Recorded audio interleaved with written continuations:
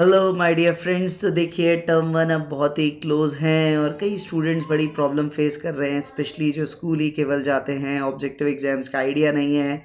Usually जो आपकी books और जो ऑनलाइन रिसोर्सेज है मोस्टली वो सब्जेक्टिव एग्जाम्स को ही केटर करते हुए ध्यान में रखी गई थी। तो टर्म वन में क्योंकि ट्रंकेटेड सिलेबस है, आपको ऑब्जेक्टिव स्टाइल ऑफ एग्जामिनेशन है, तो कैसे इसको फटाफट से रिवाइज करना है ये बहुत लोगों को प्रॉब्लम थी। तो लेट्स से मैंने कहा क्यों ना इस पे सीरीज स्टार्ट की जाए। तो सातों चैप्टर्स की डिटेल्ड रिवीजन आपको यहाँ पे मिलेगा। बहुत ही कम शब्दों में, बहुत ही कम समय में सिलेबस रिवाइज करने का आपको मौका मिलेगा। और साथ के साथ सेशंस होंगे यहाँ पे जहाँ पे अपन क्वेश्चंस भी लेंगे कि ऑब्जेक्टिव्स को अटेम्प्ट कैसे लेते हैं। तो आइए ज़्यादा टाइम वेस्ट नहीं करेंगे, टाइम आपके पास कम ही है। आइए पहले चैप्टर से आज शुरू करते हैं जो कि अपना चैप्टर है इलेक्ट्रिक चार्जेस एंड फील्ड। तो देखिए इसका जो सिलेबस में आपके मेंशन है ये आप सबने पढ़ा होगा। यूजुअली पूरा चैप्टर ही है, केवल एक चीज़ हटी है जिसको बोलते हैं अपन जो शेल के कारण फील्ड लिखते थे इनसाइड और आउटसाइड पॉइंट्स पे गॉस लॉ की हेल्प से, वो कटा है। जैसा लास्ट ईयर कटा था, इस बार भी वही केवल कटा है। तो ये देखिए सबसे पहली चीज़ आपको यहाँ पे जो दिखती है दैट इज इलेक्ट्रिक चार्ज। देखिए व्हाट इज इलेक्ट्रिक चार्ज। जैसा आप 10th क्लास से ही पढ़ते आ रहे हैं भाई, चार्ज को टेक्निकल डेफिनेशन तो ये होती है, it is the property of matter by virtue of which an object experiences and produces electrical and magnetic effects। तो अपन कहते हैं चार्ज मैटर का मतलब इट शुड हैव अ मास, बिना मास के चार्ज नहीं होगा। तो मैटर का वो गुण है जिसके कारण वो इलेक्ट्रिकल या मैग्नेटिक इफेक्ट्स को जनरेट करता है या किसी और के जनरेटेड इफेक्ट्स को एक्सपीरियंस करता है। तो इन जनरल वो तो चार्ज की डेफिनेशन हुई। अपन फोकस करते हैं चार्ज आता कैसे। देखिए कोई भी बॉडी है, मास है, मैटर है, तो उसमें एटम्स हैं, एटम्स में प्रोटॉन्स भी हैं, इलेक्ट्रॉन्स भी हैं। बट अपन किसी बॉडी को चार्ज कब बोलते हैं? अपन किसी बॉडी को चार्ज तब बोलते हैं जब प्रोटॉन्स और इलेक्ट्रॉन्स का बैलेंस गड़बड़ा जाता है। तो अपन कहते हैं देखिए प्रोटॉन्स क्योंकि न्यूक्लियस के अंदर होते हैं, बहुत टाइटली बाउंड होते हैं, इजीली ना तो डाले जा सकते हैं ना निकाले जा सकते हैं। तो यूजुअली जो बैलेंस बिगड़ता है वो इलेक्ट्रॉन्स के कारण ही बिगड़ता है। सो सिंपल शब्दों में अपन कहते हैं चार्ज कहाँ से आता है? बाय एक्सेस और डेफिशिएंसी ऑफ इलेक्ट्रॉन्स। भाई अगर प्रोटॉन्स की तुलना में इलेक्ट्रॉन ज्यादा आ गए तो अपन कहेंगे एक्सेस आने पे what we will have negatively charged object. Deficiency हो गई, इलेक्ट्रॉन्स थोड़े निकल गए, कम हो गए प्रोटॉन से, तो it will have a positive charge.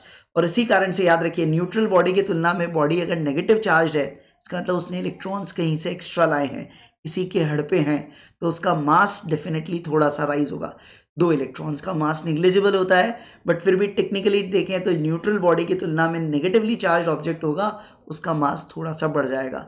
Similarly positive charge आने के लिए इलेक्ट्रॉन्स को क्या किया आपने? त्याग दिया, कुछ मास शेड कर दिया, तो पॉजिटिवली चार्ज बॉडी का मास न्यूट्रल बॉडी से भी थोड़ा सा कम होगा। तो मुद्दे की बात, चार्ज कहां से आता है? फ्रॉम एक्सेस और डेफिशिएंसी ऑफ इलेक्ट्रॉन्स। अगर बॉडी पे एक्सेस ऑफ इलेक्ट्रॉन्स है it will have negative charge, body पे डेफिशिएंसी ऑफ इलेक्ट्रॉन है तो it will have a positive charge.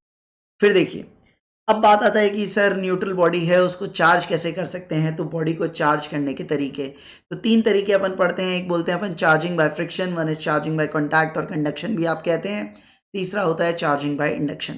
Friction वाले केस में क्या होता है, आप सिंपली देखते हैं कि दो ऑब्जेक्ट्स को जब भी आप रब करेंगे, हो सकता है एक से कुछ इलेक्ट्रॉन दूसरे पे आ जाए, तो जिस पे इलेक्ट्रॉन्स एक्स्ट्रा आ गए that will have negatively charge, जिससे चले गए that will have positive charge. तो यहाँ हमेशा क्या होगा, दोनों बॉडीज ऐसी मिलेंगी, एक पे पॉजिटिव आएगा एक पे नेगेटिव आएगा, ठीक है। और एक पे जितना पॉजिटिव आएगा दूसरे पे उतना नेगेटिव आएगा, टोटल चार्ज अभी भी जीरो ही रहेगा, चार्ज कंजर्वेशन वायलेट नहीं होता, बस एक पे पॉजिटिव एक पे नेगेटिव आता है। और अपना कन्वेंशन प्लस माइनस का जो फ्रैंकलिन ने लिया था, लॉजिक यही था कि एक बार आपने रगड़ा, इस पे लेट से पॉजिटिव आ गया, इस पे नेगेटिव आ गया, अगर वापस दोनों को टच करते हैं तो दोनों वापस से न्यूट्रलाइज भी हो सकती हैं। तो इसीलिए वो प्लस माइनस लिया गया और आर्बिट्री तरीके से बोला गया कि भाई अगर ग्लास रॉड को सिल्क से रगड़ते हैं तो अपन देखते हैं सिल्क पे इलेक्ट्रॉन्स एक्स्ट्रा जाते हैं, silk gets a negative charge by convention and we say the glass rod acquires a positive charge. तो ये एक एग्जाम्पल अपने को याद रहता है। एक और अपन बोलते हैं एबोनाइट रॉड को अगर वूल पे करते हैं तो उस केस में वूल पे पॉजिटिव चार्ज आता है और एबोनाइट रॉड पे नेगेटिव चार्ज आता है। दूसरा बोलते हैं अपन चार्जिंग बाय कॉन्टैक्ट। यहाँ क्या होता है, टिपिकली एक चार्ज कंडक्टिंग बॉडी है, एक अनचार्ज कंडक्टिंग बॉडी आप लाए और दोनों को टच करो या वायर से जोड़ो, तो आप देखते हो कि पहली का कुछ चार्ज दूसरे पे शिफ्ट हो जाएगा, दोनों पे चार्ज टोटल वही रहेगा बट फाइनली दोनों ऑब्जेक्ट्स पे चार्ज आएगा, वो सिमिलर नेचर का देखने को मिलेगा, तो वो आपका कहलाता है चार्जिंग बाय कॉन्टैक्ट। वहाँ यूजुअली अपन जो याद रखते हैं, जो यूजुअली आप सब याद रखते हैं कि भाई अगर अपने पास क्या हो, अगर अपने पास दो आइडेंटिकल ऑब्जेक्ट्स हो, तो आइडेंटिकल कंडक्टर्स हों, लेट से इस तरह से माने एक पे चार्ज प्लस क्यू है और इस पे ज़ीरो है, तो अगर दोनों को कॉन्टैक्ट में लाएंगे, दोनों को कॉन्टैक्ट में अगर लाने के बाद देखेंगे, कॉन्टैक्ट में लाए और उसके बाद वापस सेपरेट करेंगे, तो अगर ये आइडेंटिकल हैं, याद रखिएगा दे शुड बी आइडेंटिकल। तो आइडेंटिकल में अपना रूल होता है कि भाई फाइनली टच करने के बाद दोनों पे टोटल जितना चार्ज था, दोनों पे उसका एग्जैक्ट आधा आधा आएगा। So this will get plus Q by two, this will get plus Q by two. हाँ, आइडेंटिकल नहीं हुए तो डिवीजन इतना ईजिली नहीं हो पाएगा, वो भी आप पोटेंशियल पढ़ने के बाद कर पाते हो, पोटेंशियल सेम हो जाता है एक्चुअली, जब भी आप टच करोगे तो they will have the same potential. तीसरा अपना होता है चार्जिंग बाय इंडक्शन। भाई बाय कॉन्टैक्ट बाय फ्रिक्शन में तो समझ आ रहा है कि एक जने से दूसरी जने पे चार्ज जा रहा है, कुछ म्यूचुअल एक्सचेंज ट्रांसफर हो रहा है। इंडक्शन के अंदर क्या होता है, इसे बोलते हैं हिंदी में अपन प्रेरण। यहाँ जिस बॉडी की हेल्प से अपन किसी न्यूट्रल बॉडी को चार्ज करेंगे, तो जो बॉडी इसको चार्ज करने में हेल्प कर रही है वो अपना चार्ज लूज नहीं करती, उसका चार्ज इंटैक्ट रहता है, बस वो दूसरे न्यूट्रल बॉडी में एक तरह से चार्ज लाने के लिए कुछ पोलराइजेशन या कुछ कंडीशंस क्रिएट करने में हेल्प आउट करती है। कैसे करती है, फटाफट से इसको समझते हैं। देखिए, इंडक्शन के लिए बहुत प्यारा सा फिगर होता है। मान लीजिए एक कंडक्टिंग मेटल बॉल आपके पास है, एक इंसुलेटिंग स्ट्रैंड लगा रखा है जिससे चार्ज लीक नहीं हो। अभी ये जो बॉल है इनिशियली मैंने माना है कि इट इज न्यूट्रल। अब मेरे को अगर इस पे लेट से पॉजिटिवली चार्ज लाना है, तो लेट से मैं सबसे पहले इसके पास में एक नेगेटिवली चार्ज रॉड लेके आया। अभी देखिए मेटल बॉल थी, कहने को न्यूट्रल थी, बट इसमें फ्री इलेक्ट्रॉन जरूर है। देखिए free electrons doesn't means extra electrons. याद रखिए कंडक्टर्स और इंसुलेटर्स में डिफरेंस ही आपका क्या होता है। कंडक्टर्स के पास अपन कहते हैं they have an inexhaustible supply of free carriers. तो कंडक्टर्स के अंदर ऐसा नहीं कह रहे एक्स्ट्रा इलेक्ट्रॉन्स होते हैं, अपन बोलते हैं फ्री इलेक्ट्रॉन्स है जो वॉल्यूम में मूव करने के लिए मोबाइल हैं। प्रोटॉन इलेक्ट्रॉन का काउंट बैलेंस्ड है, so they have inexhaustible supply of free charge carriers. चाहो जितने बेरोजगार वहां अवेलेबल है, ऐसे समझ सकते हैं आप। इंसुलेटर्स में क्या होता है, they have almost negligible number of free charge carriers available. तो ये कंडक्टिंग मेटल बॉल थी जो कि न्यूट्रल थी, इसमें फ्री इलेक्ट्रॉन्स अभी बाहर कोई नहीं था, तो ऑलमोस्ट पूरे वॉल्यूम में इक्वली डिस्ट्रीब्यूटेड थे। अब जैसे ये नेगेटिवली चार्ज रॉड आप लाओगे, तो इसके पास का ये वाला जो इलाका है, इस इलाके के इलेक्ट्रॉन्स उससे एक तरह से बोलेंगे ना रिपेल मारेंगे, इससे एक तरह से खुन्नस खा के दूसरी तरफ शिफ्ट हो जाएंगे। तो जो दूसरी साइड है, यहाँ जितने फ्री इलेक्ट्रॉन्स पहले थे अब थोड़े ज़्यादा हो जाएंगे।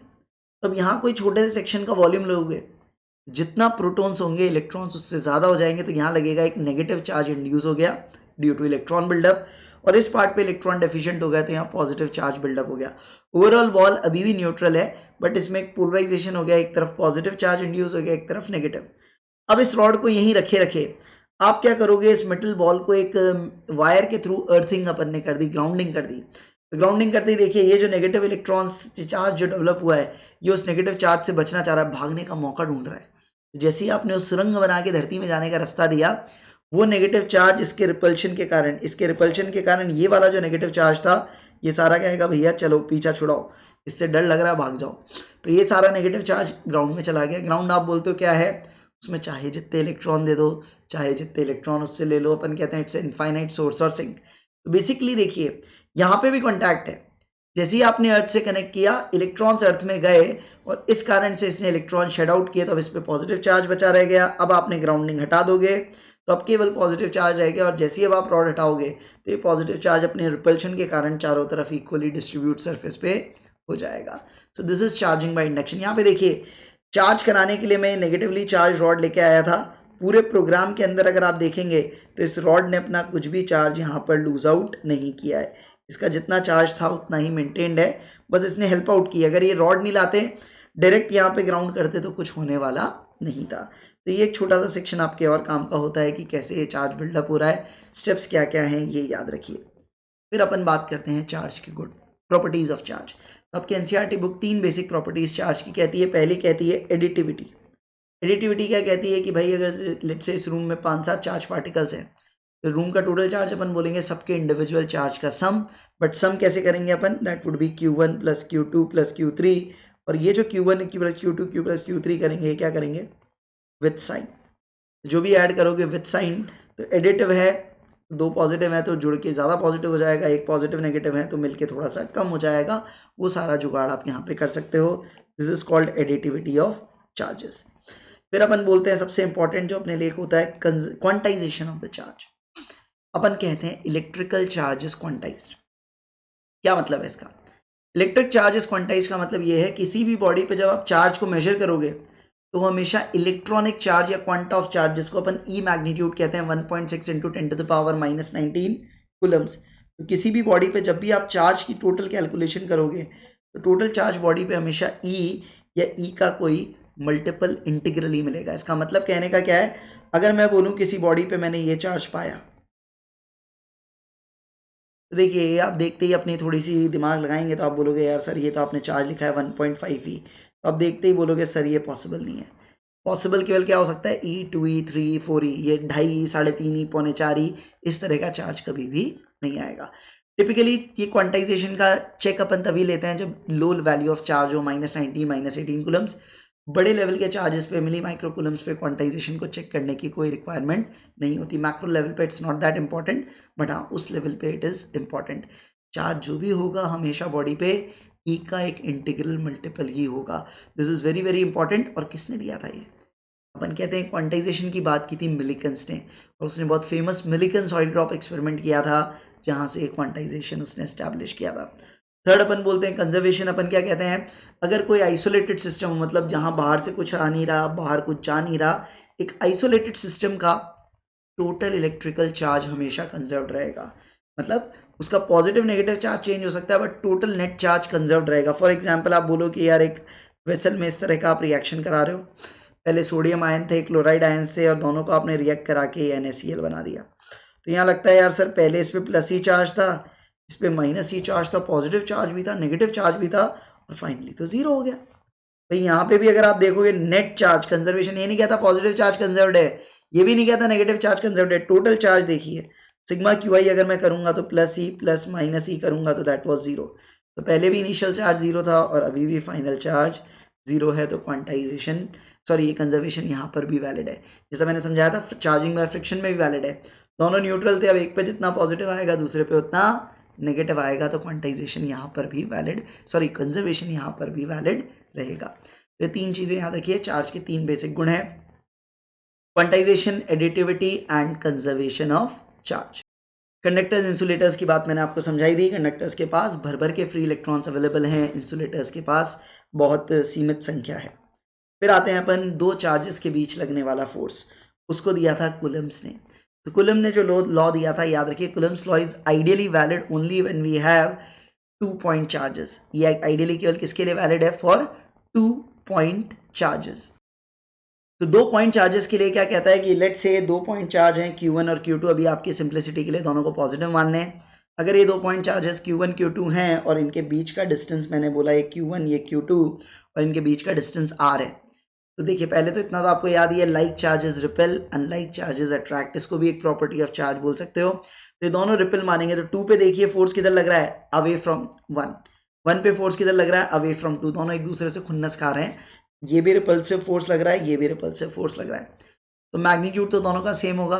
थर्ड लॉ से डायरेक्शन ऑपोजिट है, तो मैग्नीट्यूड कितना होगा? ये कुलम ने बोला कि this force is directly proportional to the product of their charges and inverse to the square of the distance. और साथ ही साथ ये मीडियम पे भी डिपेंड करेगा, तो यहाँ से एक प्रोपोर्शनलिटी कांस्टेंट के लगाते हुए अपन बोल देते हैं फोर्सेस के Q1 Q2 by R square magnitude में। वेक्टर टर्म्स में आप इस तरह से लिखते हो के Q1 Q2 by R square R cap. तो यहाँ अगर दोनों सेम नेचर के हैं तो वो आर कैप मतलब अवे जाएगा, और अगर दोनों ऑपोजिट नेचर के हैं तो टूवर्ड्स मतलब अट्रैक्टिव होगा। तो अट्रैक्टिव रिपल्सिव तो आप देख सकते हैं हम वेक्टर फॉर्म में लिखेंगे इस तरह से। सो मैग्नीट्यूड ऑफ फोर्स क्या है? के Q1 Q2 by R square. तो Q1 Q2 दोनों के मैग्नीट्यूड, R दोनों के बीच का डिस्टेंस। अब ये के की वैल्यू ये अपन कहते हैं मीडियम डिपेंडेंट है। टिपिकली कुछ नहीं गिवन है तो आप वैक्यूम या एयर लेते हो, तो वैक्यूम में टिपिकली क्या मानते हैं अपन? K is 1/4 pi epsilon naught, and this epsilon naught is called permeability of free space, आप यहाँ पे इसको कहते हो। So epsilon naught is the permittivity, sorry permeability अपन यूज करते हैं in magnetic field, so it is the relative permittivity in vacuum, ये तो permittivity in vacuum free space अपन कहते हैं। एप्सिलॉन नॉट का वैल्यू आपको पता है, अपन कहते हैं 8.85 इंटू 10⁻⁻12, यूनिट उसकी निकल के आती है कूलम स्क्वायर पर न्यूटन मीटर स्क्वायर, और के की वैल्यू इसीलिए निकल जाती है 9 × 10⁹ तो ये वैल्यू न्यूमेरिकल्स के लिए आपको याद होनी चाहिए, ये के की वैल्यू आप लोगों को याद होनी चाहिए। ये टिपिकली कब है? वैक्यूम में। अगर आप मीडियम बदल दोगे तो यहाँ पे एप्सिलॉन नॉट की जगह उस मीडियम की परमिटिविटी आती है, जिसको अपन लिखते हैं epsilon not into epsilon r या एप्सिलॉन नॉट इंटू के। आप एप्सिलॉन आर बोलो या के बोलो, दोनों का मीनिंग एक ही है, रिलेटिव परमिटिविटी और dielectric constant, it is one and the same thing. ये याद रखिएगा, वैक्यूम के लिए रिलेटिव परमिटिविटी बोलेंगे तो दैट इज 1, और अगर अपन कंडक्टर्स के लिए बोलेंगे तो that is equal to infinite. तो एप्सिलॉन आर जितना बड़ा होगा उतना कंडक्टिंग साइड पे मीडियम होगा, जितना 1 के क्लोजर होगा उतना इंसुलेटिंग होगा। तो इतना क्लियर है भाई। वैक्यूम में दो चार्जेस के बीच जो फोर्स लगेगी वो सबसे ज़्यादा लगेगी सेम डिस्टेंस पे। कोई और मीडियम होगा तो नीचे वो फैक्टर में एप्सिलॉन आर और आ जाएगा, जो कि 1 से बड़ा ही होगा, 1 से छोटा तो होता ही नहीं है। याद रखिएगा, मैग्नेटिज्म जब अपन पढ़ेंगे तो mu r can be less than 1, but epsilon r कभी भी 1 से छोटा नहीं होता। तो कोई और मीडियम है तो वहाँ फोर्स 1 बाय के फैक्टर हो जाएगी, थोड़ी सी रिड्यूस हो जाएगी 1 बाय एप्सिलॉन आर या 1 बाय के। तो सबसे पहले आपको एक कूलम्ब्स लॉ बहुत अच्छे से पता होना चाहिए और इस पे बेस्ड न्यूमेरिकल्स भी अपने को आने चाहिए। टिपिकली जब तक वेक्टर फॉर्म की जरूरत नहीं पड़े, अपन सिंपली मैग्नीट्यूड लिखेंगे K q 1 q 2 by r square. Direction के लिए सिंपल सा, लाइक चार्ज है तो रिपेल, अपोजिट चार्ज है तो अट्रैक्ट, उतना ही अपन दिमाग लगा के लिख सकते। अब कूलम्ब्स लॉ ने फोर्स दिया किसके ऊपर, 2 पॉइंट चार्जेस, और वो भी टिपिकली बोले तो रेस्ट पे जब होते हैं। अगर 2 से ज़्यादा हो, बहुत सारे चार्जेस फोर्स लगा रहे हो एक सिंगल चार्ज पे, तब अपन सुपरपोजिशन प्रिंसिपल लगाते हैं कि भाई सबके फोर्सेस को ऐड अप करेंगे, that will give us the net force. तो यहाँ मल्टीपल चार्जेस होंगे तो अपने को सुपरपोजिशन प्रिंसिपल लगाना पड़ता है। तब अगर बहुत सारे चार्जेस है तो फर्स्ट चार्ज पे फोर्स कितना है अपन बोलते हैं, मान लीजिए फर्स्ट पे सेकंड ने कितना लगाया, फर्स्ट पे थर्ड ने कितना लगाया, फर्स्ट पे फोर्थ ने कितना लगाया, फिफ्थ ने कितना लगाया, और सबको ऐड करेंगे और addition has to be in the vectorial terms. तो ये एक आपके इंपॉर्टेंट पार्ट है Coulomb's law and superposition principle. Next इसके बाद बात करते हैं अपन the concept of electric field. तो इलेक्ट्रिक फील्ड बेसिकली अपन बोलते हैं किसी भी एक चार्ज या चार्ज कॉन्फ़िगरेशन का उससे दूर किसी पॉइंट पे क्या इफेक्ट होगा, उसको जनरलाइज समझने के लिए, उसके असर को जानने के लिए एक क्वांटिटी अपन डिफाइन करते हैं। टेक्निकली बोले तो किसी भी चार्ज कॉन्फ़िगरेशन के कारण कोई भी स्पेस में पॉइंट लेट से पी लिया, तो इस पॉइंट पी पे इलेक्ट्रिक फील्ड कितनी है इसके आसपास के चार्ज के कारण, उसे जानने के लिए अपन कहते हैं एक छोटा सा चार्ज इस पी पॉइंट पे रखिए। छोटे से चार्ज को जनरली क्यू नॉट बोलते हैं, जिसकी value just tending to zero होगी, जीरो नहीं है बट जीरो से थोड़ी सी ज़्यादा है। फिर अपन देखते हैं इस पे फोर्स किधर लगा, लेट से इधर लगा। अब बोलोगे अगर फोर्स इधर लगा है तो इस पे इलेक्ट्रिक फील्ड भी अगर पॉजिटिव चार्ज है तो इधर ही डिफाइन करेंगे। और कैसे डिफाइन करेंगे, we define electric field at a point as force experience by the test charge divided by the value of the test charge placed at that point. और इंपॉर्टेंट चीज क्या है, टेस्ट चार्ज टेस्ट करने आया था। Q not की value पे ई की वैल्यू डिपेंड नहीं करेगी, ई की वैल्यू जो सोर्स चार्जेस हैं जो उस फील्ड को क्रिएट कर रहे हैं उन पे डिपेंड करेगी। Definition wise electric field is F by Q. और अगर आपको किसी पॉइंट पे फील्ड पहले से पता है तो वहां अगर किसी चार्ज को रखोगे तो उस पर फोर्स कितना लगेगा डायरेक्टली आप बोलते हो। अगर उस पॉइंट पे क्यू चार्ज को रखा है, ई इलेक्ट्रिक फील्ड है, तो फोर्स एक्सपीरियंस क्या होगा, क्यू ई। और इसमें एक हमेशा चीज याद रखिएगा सबसे इंपॉर्टेंट, कि अगर पॉजिटिव चार्ज है, क्यू पॉजिटिव है, तो फोर्स क्या लगेगा, force would be along the direction of the electric field। तो फोर्स और इलेक्ट्रिक फील्ड का डायरेक्शन सेम होगा। अगर फोर्स राइट में है तो फील्ड भी राइट में होगी, या फील्ड राइट में है तो फोर्स भी राइट में होगी, ये कहना चाहिए। और नेगेटिव चार्ज पे जो फोर्स लगता है वो इलेक्ट्रिक फील्ड के एग्जैक्ट ऑपोजिट लगता है। इसका मतलब अगर इलेक्ट्रिक फील्ड राइटवर्ड्स है और इलेक्ट्रॉन को उस पॉइंट पे छोड़ा तो वो राइटवर्ड नहीं, वो लेफ्टवर्ड ड्रिफ्ट करेगा, मतलब उस पर फोर्स लगेगा। तो ये याद रखिएगा, positive charge experiences the force in the direction of the electric field, negative charge experiences the force opposite to the direction of the electric field. तो ये मुद्दे की बात हुई। तो देखिए अभी तक अपन ने बेसिक चार्ज क्या है, चार्ज की properties, Coulomb's law, electric field का बेसिक डिस्क्रिप्शन लिया है। अब अपने सिलेबस में कुछ कुछ जनरल चार्ज, स्पेसिफिक चार्जेस के कारण, डिस्ट्रीब्यूशंस के कारण फील्ड निकालना आना चाहिए। तो क्या क्या आपको आना चाहिए, सबसे पहले एक पॉइंट चार्ज की फील्ड बिल्कुल याद कर लीजिए अपने नाम की तरह, भाई क्यू चार्ज है तो उससे आर डिस्टेंस पे फील्ड कितना होगा, K q by r square. Direction कैसे देखेंगे, अगर पॉजिटिव चार्ज है तो आप बोलोगे उसकी फील्ड हमेशा अवे जाती है, रेडियल आउटवर्ड्स। तो अगर ये पॉजिटिव चार्ज लेट से यहाँ पे रखा है तो इसकी फील्ड इस पॉइंट पी पे किधर होगी, इससे अवे जाती हुई। ऐसे ही नेगेटिव चार्ज है तो उसकी फील्ड किधर होगी, टूवर्ड्स दैट चार्ज। तो याद रखिएगा, पॉजिटिव चार्ज की फील्ड हमेशा अवे पॉइंट करेगी, नेगेटिव चार्ज की field towards the charge point करेगी। मैग्नीट्यूड कितना होगा, K q by r square. Distance जितना ज़्यादा होगा असर उतना कम होगा, दूरी बढ़ेगी तो असर भी कम होता जाएगा। ये तो पॉइंट चार्ज हुआ। बारात ऑफ पॉइंट चार्ज है, बहुत सारे पॉइंट चार्ज है तो सबकी इंडिविजुअल फील्ड लिख के वेक्टोरियली ऐड करना है। याद रखिएगा, electric field is a vector, unit अपन बोलते हैं न्यूटन पर कूलम, या एक और यूनिट आगे अभी पोटेंशियल की टर्म्स में देखते हैं, वोल्ट पर मीटर। तो आप न्यूटन पर कूलम बोले या वोल्ट पर मीटर बोले, दोनों का मतलब सेम ही है। यहाँ भी मैं आप लोगों के लिए लिख देता हूँ न्यूटन पर कूलम, और you can write it as volt per metre, both are one and the same thing. Now फिर देखिए अपन डिस्ट्रीब्यूटेड चार्ज, जब चार्ज एक पॉइंट पे ना होके फैला हुआ है एक लाइन पे या शीट पे, दो ही केस अपने को पढ़ने हैं। तो याद रखिएगा एक infinite long uniformly charge wire है, ऐसे मान लीजिए लंबा वायर है, क्यों इस पे कुछ लैम्डा चार्ज डेंसिटी है। लैम्डा जो होता है यहाँ पे याद रखिएगा, लैम्डा क्या होता है, lambda is charge per unit length, what we say it is charge per unit length. कहने का मतलब क्या है, अगर 1 मीटर लेंथ पे 1 कूलम चार्ज है तो lambda would be 1 Coulomb per metre, उस तरह से। इनफाइनाइट वायर है, टोटल चार्ज तो बहुत ज़्यादा होगा, तो इसलिए अपन लैम्डा यूज़ करते हैं पर यूनिट लेंथ कितना चार्ज है। तो इसका फॉर्मूला याद रखिएगा 2k lambda by r n cap. इस एन कैप का मीनिंग क्या होता है ये भी समझ लीजिए। अगर ये इनफाइनाइट वायर है, लेट से ऐसे माना, लेट से भी पॉजिटिव चार्ज मान लेते हैं, लैम्डा इस पे लीनियर चार्ज डेंसिटी है, तो यहाँ पे कोई पॉइंट पी लोगे, तो क्योंकि ये पॉजिटिव चार्ज है याद रखिएगा इस वायर से परपेंडिकुलर ये फील्ड आएगा, पॉजिटिव है तो it would be away, negative होती तो इट वुड बी टूवर्ड्स। तो ये फील्ड का डायरेक्शन ये एन कैप आपके लिए निकलेगा, और आप मैग्नीट्यूड कितना बोलोगे 2k लैम्डा बाय आर। तो याद रखिए पॉइंट चार्ज की फील्ड कैसी है, 1/r² की प्रोपोर्शनैलिटी वाली। लाइन चार्ज की फील्ड कैसी है, 1/r। पॉइंट चार्ज में डिस्टेंस डबल करोगे तो फील्ड 1/4 होगी, लाइन चार्ज में डिस्टेंस डबल करोगे तो फील्ड 1/2 होगी। तो ये पॉइंट जरूर याद रखिएगा। फिर बात करते हैं अपन इनफाइनाइट शीट। तो इनफाइनाइट शीट का मतलब क्या होता है, इनफाइनाइट शीट का मतलब आप दीवार समझ लीजिए, सामने कोई पीछे ऐसे दीवार है, तो पूरी दीवार पे यूनिफॉर्मली चार्ज कर दिया सिग्मा। सिग्मा क्या होता है, charge per unit area, that was charge per unit length, what we call it charge per unit area. तो बहुत लंबी सारी दीवार है और उसके पास में कोई पॉइंट लोगे, तो इनफाइनाइट शीट का जो फॉर्मूला आता है this is sigma bye 2 epsilon not an cap. Again अगर ये पीछे दीवार है तो इसकी फील्ड दीवार की परपेंडिकुलर होगी, एन कैप वेक्टर हमेशा क्या होगा, दीवार के परपेंडिकुलर, शीट के परपेंडिकुलर।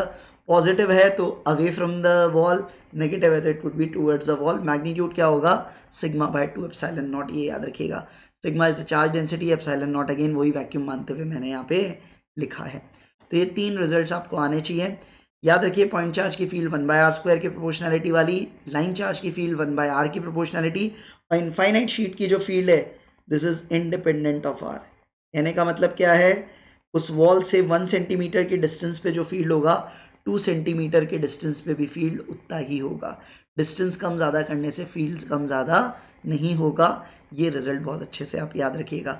और बेटर वे में आप देख सकते हो, ग्राफ अगर बनाएं तो उसका तो 1/r² का ग्राफ होगा, लाइन चार्ज का 1/r का होगा तो वो भी इनवर्स ग्राफ ही होगा, बट ये स्टैटिक लाइन आएगी, यहाँ फील्ड क्या रहने वाली है, कांस्टेंट। तो this is about the electric field, जो जो बेसिक चीज़ें आपको याद रखनी है। अब इलेक्ट्रिक फील्ड का एक पिक्चर डिस्क्रिप्शन या बोले फील लेने के लिए, फोटो से फील आ जाए यार फील्ड कैसा है, तो उसके लिए एक कंसेप्ट फैराडे जी ने निकाला था, इसको बोलते हैं इलेक्ट्रिक फील्ड लाइंस। नाम लाइन से पर ये कर्व्स भी हो सकते हैं और ये इमेजिनरी है। It is just a tool to help us visualise how the field is. Just एक ग्राफिकल टूल उन्होंने बनाया, और देखिए कैसे बनाया, बनाने का तरीका देखिए। ये इलेक्ट्रिक फील्ड लाइंस ऐसे बनाई जाती है, किसी भी पॉइंट पे इन पे टेंजेंट ड्रॉ करें तो that tangent will point in the direction of the electric field eight that point. जितने भी चार्जेस आसपास है सबका असर मिला के नेट फील्ड का जो डायरेक्शन है वो टेंजेंशियल उस लाइन के दिखेगा। फिर लाइंस जितनी पास पास होंगी वहाँ फील्ड उतनी ज़्यादा स्ट्रॉन्गर होगी, जहाँ लाइंस छितराई हुई होंगी वहाँ पे फील्ड की स्ट्रेंथ उतनी कम होगी। तो डायरेक्शन टेंजेंट से आएगा, कितना पास है कितना दूर है उससे आप स्ट्रेंथ देखोगे, जितना पास होंगी मैग्नीट्यूड ज़्यादा होगा, जितना दूर होंगी मैग्नीट्यूड उतना कम होगा। फिर कुछ रूल होते हैं कि भाई लाइन हमेशा बनती कहाँ से है, it always starts from a positive charge, या पॉजिटिव नहीं है तो you can start from infinity.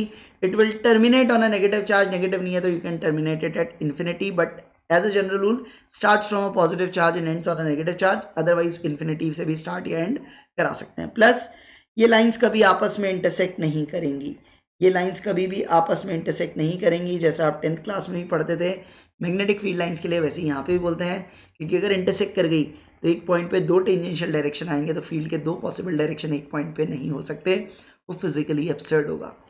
फिर स्टैटिक फील्ड जब आप देखते हो, इलेक्ट्रोस्टैटिक में जो इलेक्ट्रिक फील्ड है वो कभी भी क्लोज लूप नहीं बनाती, क्योंकि क्लोज लूप बनाती तो वो एक राउंड ट्रिप में उसका वर्क जीरो नहीं आता और वो उसके कंजर्वेटिव नेचर का वायलेशन होता। तो याद रखिएगा it doesn't form close loop because it would have violated it's conservative nature.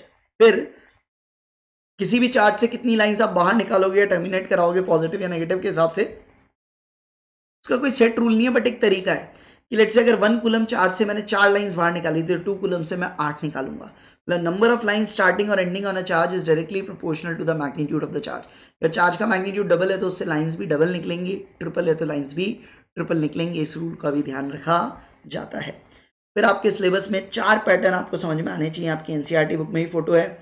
ये सबसे पहले देखिए एक आइसोलेटेड पॉजिटिव चार्ज है, इसकी फील्ड देखिए इस लाइन से ही समझ आ रही है कि लाइन सारी बाहर जा रही है, तो देखते ही फील्ड आ रही है, फील्ड इज रेडियली आउटवर्ड्स। फिर आप देखिए यहाँ की तरफ मैं देखूँ या यहाँ मैं देखूँ, तो जैसे जैसे मैं दूर जा रहा हूँ लाइंस दूर दूर होती जा रही हैं, इसका मतलब डिस्टेंस के साथ फील्ड रिड्यूस होती जा रही है। तो देखते ही आपको ये पूरी फीलिंग आ जाती है कि हाँ यार कि ये फील्ड कैसी है, कैसी होनी चाहिए। सिमिलरली नेगेटिव की फील्ड लाइंस भी वैसी है, बस वहाँ एरो बाहर थे, यहाँ सारे negative arrows towards the charge आ रहे हैं। फिर देखिए 2 लाइक चार्ज आसपास में रखे हैं, लाइंस देखते ही समझ आ रहा है एक दूसरे से खुन्नस खा रही हैं, पसंद नहीं है एक दूसरे को, लाइंस में रिपल्शन फील आ रहा है। अब वो परफेक्ट इतनी प्यारी प्यारी स्केल वाली लाइन नहीं है, थोड़ी सी कर्व्ड हो गई क्योंकि 2 का असर है, नेट फील्ड का डायरेक्शन उसके टेंजेंट से देना है। और लास्ट वाला है डाइपोल की फील्ड, देखिए यहाँ परस्पर प्यार इनका नजर आ रहा है, अट्रैक्शन नजर आ रहा है पॉजिटिव नेगेटिव का। और वही देख लीजिएगा प्लस क्यू से जितनी लाइन्स निकल रही है नेगेटिव क्यू पे उतनी जा रही है, उधर भी ऊपर, दोनों का चार्ज का मैग्नीट्यूड सेम माना है तो नंबर ऑफ लाइन्स दोनों से सेम निकालते हुए दिखानी है, ये चीज़ का हमेशा ख्याल रखिएगा। ना इसके बाद बात करते हैं अपन इलेक्ट्रिक फ्लक्स की। तो इलेक्ट्रिक फ्लक्स अपन कहते हैं it's a scalar quantity which is basically proportional to the net number of lines crossing a surface.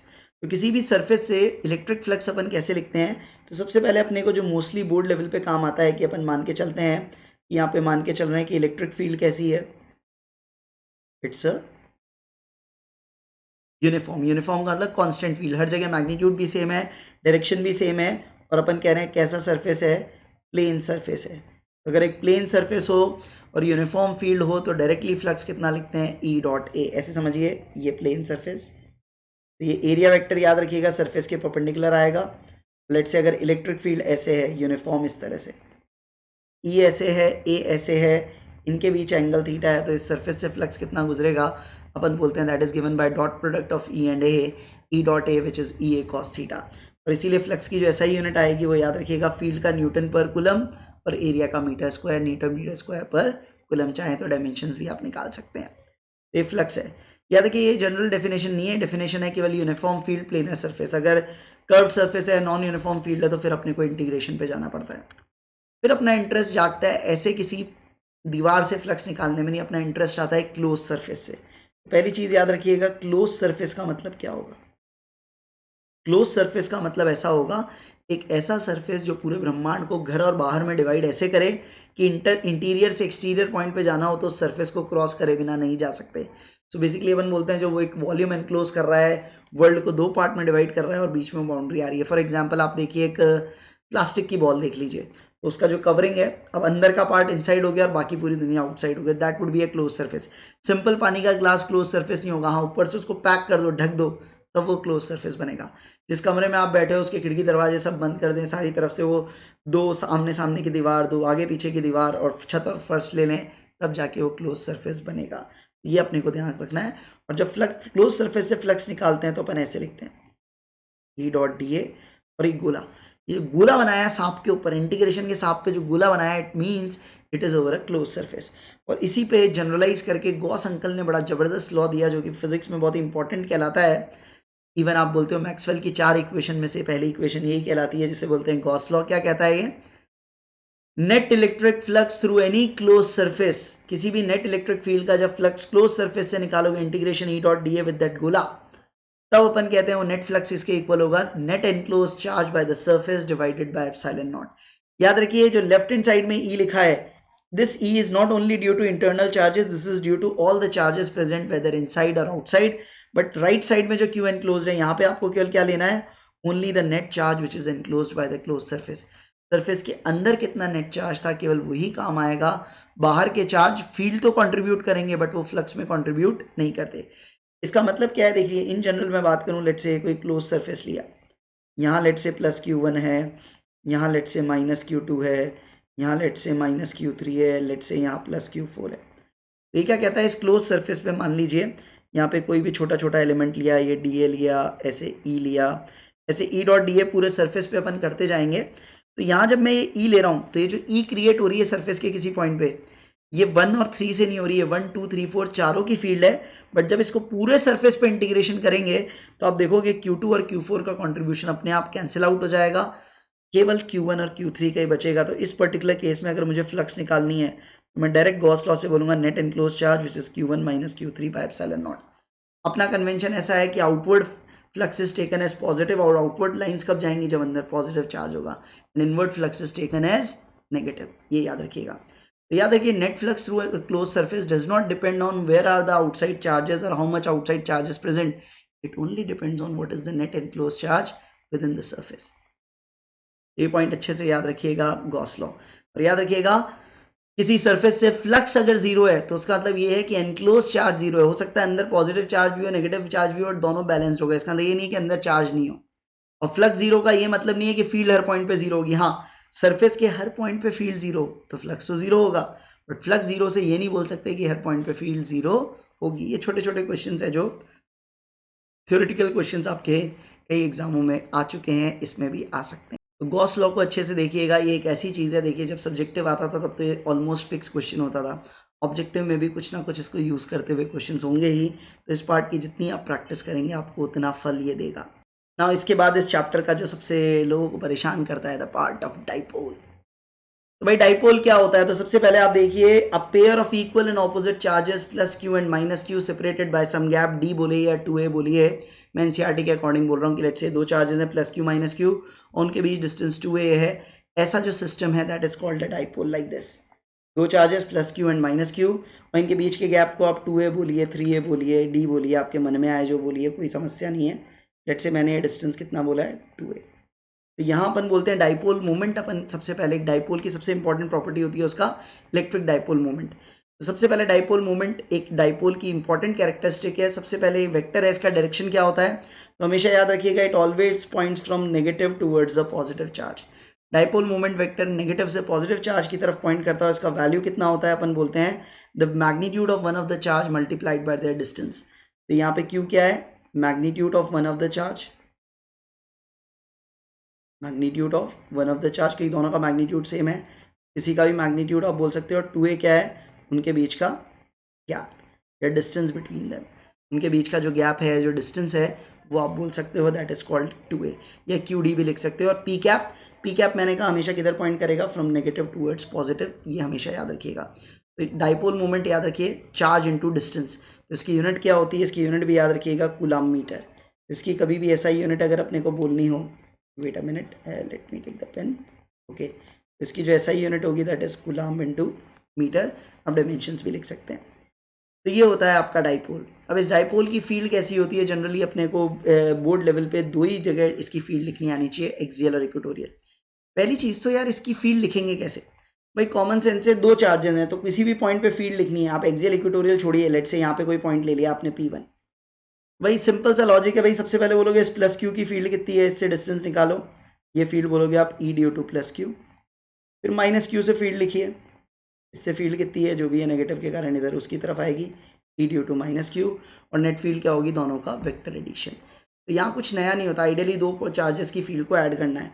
But हाँ, अपन स्पेशल केसेस लेते हैं, अपन दो स्पेशल केस लेते हैं, एक्सियल और इक्वेटोरियल। वो भी कब लेते हैं कि अगर ये डाइपोल है तो इनके डिस्टेंस की तुलना में उस पॉइंट का इनके सेंटर से जो डिस्टेंस है वो बहुत लार्ज हो। तो शॉर्ट डाइपोल या फार ऑफ डिस्टेंसेस के लिए रिजल्ट आता है। तो स्पेशल केस अपन कह रहे हैं जब जो पॉइंट अपन ने लिया है आर अपन कहाँ से नाप रहे हैं, ना प्लस क्यू से ना माइनस क्यू से, कहाँ से नापते हैं, डाइपोल के सेंटर से। अगर वो आर उनके गैप 2a या आधा गैप a कुछ भी कहिए, आर अगर a से बहुत बड़ा है तो 2a से भी बहुत बड़ा होगा। So if r is greater than a, तो पहली चीज दो पॉइंट याद रखिए, एक्सियल और इक्वेटोरियल। तो एक्सियल और इक्वेटोरियल होते क्या है, पहले मैं आपको समझा दूं। अगर ये डाइपोल आपने ऐसे बनाया है, means this is minus Q, this is plus Q, ये p वेक्टर हो गया। तो ये जो पॉइंट है यहाँ पे, ये इस लाइन पे, this is the axial point, क्योंकि ये एक्सिस लाइन हो गई, इधर हो गई, ये आपकी जो भी है दैट इज द एक्सिस। आप इधर जाएं इधर जाए, दोनों एक्सिस है। तो याद रखिए एक्सियल पॉइंट कोई भी हो, वहां पे इलेक्ट्रिक फील्ड हमेशा P के अलॉन्ग ही होगी, तो वहां डायरेक्शन इधर ही आएगा। जो P वेक्टर अगर राइट वर्ड्स है तो इधर ही होगा, भले ही मैं पॉइंट इधर भी लूँ तो यहाँ पे भी फील्ड इधर ही आएगी। एक्सियल पॉइंट पे फील्ड P के अलॉन्ग होगी, ये सबसे पहली चीज है। और इक्वेटोरियल पॉइंट होता है इसके परपेंडिकुलर बाइसेक्टर वाली जो प्लेन है, ये दोनों के बीच में यहाँ यहाँ कोई भी पॉइंट लीजिए, यहाँ फील्ड का डायरेक्शन हमेशा पी के ऑपोजिट आएगा, तो इक्वेटोरियल पॉइंट पे फील्ड का डायरेक्शन किधर होगा, पी राइटवर्ड्स है तो इक्वेटोरियल पॉइंट पे फील्ड लेफ्टवर्ड्स होगी। ये सबसे पहले याद रखिए। देखिए यहाँ फोटो में भी समझा रखा है, ये प्लस क्यू माइनस क्यू यहाँ लिया, तो यहाँ देखिए पी वेक्टर पीछे जा रहा है और जो पॉइंट पी है ये आपका क्या कहलाएगा, इक्वेटोरियल प्लेन पे वो दिख रहा है आपको। इक्वेटोरियल याद रखिए लाइन नहीं होती, पूरी प्लेन होती है। तो यहाँ पे देखिए पी अगर लेफ्टवर्ड्स था तो यहाँ इलेक्ट्रिक फील्ड राइटवर्ड्स देखने को मिलेगी। एक्सियल पॉइंट पे फील्ड पी के अलॉन्ग ही देखने को मिलेगी। और ये जो अपन सिंप्लीफाई करते हैं तो ये दो रिजल्ट्स आपको अच्छे से याद रखने हैं। एक्सियल पॉइंट पे इलेक्ट्रिक फील्ड का फॉर्मूला आता है 2kp/r³। 2kp/r³, वो के आपका वही है 1/4πε0। इक्वेटोरियल पॉइंट पे फील्ड क्या आती है, -kp/r³। तो इसीलिए आप बोलते हो अगर सेम डिस्टेंस देखोगे तो इक्वेटोरियल की तुलना में एक्सियल पे फील्ड डबल होगी और दोनों जगह डायरेक्शन ऑपोजिट होगा। ये रिजल्ट याद रखिए। और एक और इम्पॉर्टेंट चीज़, यहाँ फील्ड का जो लार्ज डिस्टेंसेस पे वेरिएशन है, ना वो 1/r है ना वो 1/r², इट इज़ 1/r³। मतलब डबल डिस्टेंस करोगे तो फील्ड 1/2 या 1/4 नहीं होगी, सीधी 1/8 होगी। तो याद रखिए यहाँ पे इंपॉर्टेंट चीज़ क्या आ रही है, दोनों जगह पे कोई सा भी आप केस लीजिए, मतलब आप एक्सियल लीजिए इक्वेटोरियल लीजिए, फील्ड इज़ 1/r³। तो डिस्टेंस डबल करोगे तो field will become 1/8, distance half करोगे तो field will become 8 time. Next, फिर अपन बात करते हैं डाइपोल की। तो डाइपोल का बिहेवियर किसी एक्सटर्नल फील्ड में कैसा होगा। तो अपन सिंपल केस लेते हैं, अगर फील्ड यूनिफॉर्म है तो देखिए ऐसे ही यूनिफॉर्म फील्ड है, ये डाइपोल मैंने रख दिया। अगर ये यूनिफॉर्म फील्ड है, -q + q ऐसे रखा है, p वेक्टर -q से +q जा रहा है, तो यहाँ अगर आप देखोगे आराम से देखिए आप शांति से, आपको दिखेगा +q पे जो फील्ड का फोर्स है वो फील्ड के अलॉन्ग लगेगा, कितना लगेगा, q। -q पे जो फोर्स है वो भी q ही लगेगा, बट वो फील्ड के अलॉन्ग नहीं, फील्ड के ऑपोजिट लगेगा। तो इस कारण से आप देखिए एक कपल बना रहा है, एक फोर्स जितना आगे एक फोर्स उतना पीछे है, तो नेट फोर्स विल बी 0। तो ये सबसे इंपॉर्टेंट रिजल्ट है। In a uniform field dipole experiences no net force. Same result आप मैग्नेटिक फील्ड में भी यूज करोगे, magnetic dipole in uniform field won't experience any net force. But क्योंकि ये एक कपल है और इनके लाइन ऑफ एक्शन दोनों फोर्सेस के सेपरेटेड हैं, तो ऐसे देखिए ना, आपने किसी को ऐसे फोर्स लगाओगे, ऐसे अगर एक डंडी पे एक इधर है और एक इधर इक्वल फोर्स लगाओगे तो डंडी कहीं जाएगी नहीं बट घूमेगी। और इस फोटो में देखते ही आपको समझ आ रहा है घूमेगी कैसे, क्लॉकवाइज। इस फोटो में कैसे घूमेगी, क्लॉकवाइज। और वो टॉर्क कितना होगा, और डायरेक्टली जब अपन सॉल्व करते हैं तो उसको याद रख लीजिए, torque is P×E। So in a uniform external electric field, it won't experience any force, it can only experience a net torque, which is P vector × E vector। Magnitude देखोगे तो आराम से लिख दोगे P sin थीटा। थीटा क्या हो गया, जैसे यहाँ दिख रहा है P और E वेक्टर के बीच एंगल, तो एंगल जितना कम होगा टॉर्क उतना कम होगा। तो इस टॉर्क का डायरेक्शन ऐसे देखिए, इसकी टेंडेंसी क्या हो रही है, यहाँ पे ये ऐसे लग रहा है, एक सेकेंड, ये आपका ऐसे लगेगा, इसका मतलब इसकी टेंडेंसी क्या है, tendency of the torque is to align P along E। तो P को E के अलॉन्ग अलाइन करना चाहता है, अगर दोनों सेम डायरेक्शन में हो गए तो अपन कहते हैं टॉर्क विल बिकम 0। हाँ, ये अलग बात है, एंटी पैरेलल हो गया तो भी टॉर्क 0 होगा, बट वहाँ अपन आगे जाके नेक्स्ट चैप्टर में देखते हैं कि वो अनस्टेबल इक्विलिब्रियम कहलाएगा। टॉर्क तो 0 हो गया बट वो उसको पसंद नहीं है, उसको पसंद वो होगा जब वो 0 डिग्री पे आएगा। याद रखिएगा 0 डिग्री पे स्टेबल इक्विलिब्रियम पोजिशन यहाँ बनती है। ऐसे ही अगर नॉन यूनिफॉर्म इलेक्ट्रिक फील्ड में रखते हैं तो यहाँ बस इतना याद रखिएगा, नॉन यूनिफॉर्म इलेक्ट्रिक फील्ड में +q और -q की लोकेशन पे फील्ड की स्ट्रेंथ अलग अलग होगी। लेट्स कीजिए अगर +q पे स्ट्रेंथ ज़्यादा है तो राइटवर्ड फोर्स ज़्यादा हो जाएगा, लेफ्टवर्ड कम होगा, तो इन दैट केस वो राइटवर्ड ड्रिफ्ट करेगा। नेगेटिव q वाली लोकेशन पे फील्ड ज़्यादा है तो फिर वो लेफ्टवर्ड ड्रिफ्ट करेगा, जो भी है, but it can experience a net force as well as a net torque. तो ये बहुत कुछ की पॉइंट्स मैंने लिए, देखिए मैंने कोशिश की है शॉर्ट टाइम में जो जो इंपॉर्टेंट पॉइंट्स हैं उनको रिकॉल कराने की। तो इन पॉइंट्स पे आप देखिए, फिर अगर आपको ये पसंद आता है तो इस पर कुछ क्वेश्चंस की सीरीज़ भी मैं बहुत जल्द आपके लिए कल रात में अपलोड करूँगा। जो भी आपका फीडबैक है आप बताइएगा क्या चीज़ें और इसमें इंक्लूड करना चाहते हैं, और आप लोगों का रिस्पॉन्स अच्छा आएगा तो आई बी, मैं फ्रीली इसको शेयर भी कर दूंगा। ये जो मैंने PDF फाइल पूरी बनाई है, बहुत concise notes, this work I am doing for my students, but क्योंकि मैं मेरे स्टूडेंट्स के लिए तो कर ही रहा हूँ, बट सभी स्टूडेंट्स हैं तो ऑनलाइन भी शेयर करने में मुझे कुछ ऐसा कुछ कॉपीराइट नहीं है। आप आराम से इसको देखिए, तो I try to share it, इसका भी मैं तरीका ढूंढता हूँ। बट जो भी आपकी फीलिंग्स हो बताइएगा, और जो भी आप इसमें सुधार चाहते हैं बिल्कुल बताइए, बट पढ़ाई पे लग जाइए, घबराइए नहीं। इस 10-15 दिन में जो भी बचे हैं अपन बढ़िया से तैयारी करेंगे, बढ़िया नंबर लाने की पूरी कोशिश करेंगे, तो तैयारी करते रहिए। और प्लीज़ चैनल को लाइक सब्सक्राइब अपने दोस्तों में शेयर ज़रूर कराइए। All the best.